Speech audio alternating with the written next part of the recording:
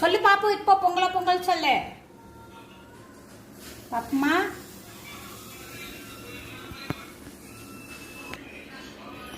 பாப்பு பொங்கல பொங்கல் அங்கந்தே சொல்லு டேடிமா. பொங்கலோ பொங்கல்.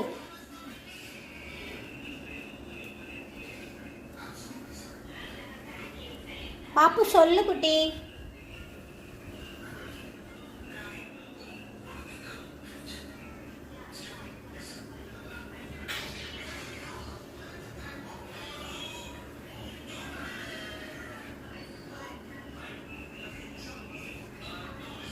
அப்போ இங்க வா வா வா வா.